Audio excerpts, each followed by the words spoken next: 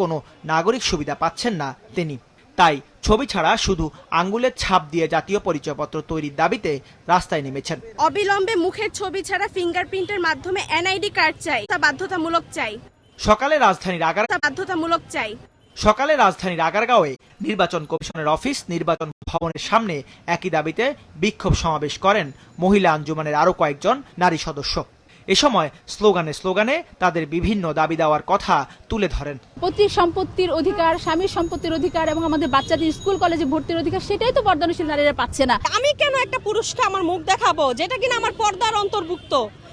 এখানে হচ্ছে মেয়েটা দেখানোর কারণে তার একটা গুণা, সে বেপর্দা হচ্ছে। এখন আমরা যখন ছবি তুলবো, আমাদের মুখটাও দেখাবো, ছবিও তুলবো, তখন কিন্তু আমরা মহিলারা দুইটা গুণায় গুণাগার। একটা আল্লাহ পাক ওনার সাথে শিখ করতেছে, আর একটা হইতেছে এই বেপর্দা যে হচ্ছে, আমার মুখ যে খোলা হচ্ছে, এটার কারণে আমি কিন্তু গুণাগার হয়ে যাইতেছি। আমার কিন্তু সেই কারণে কবিরা গুনাহ হইতেছে।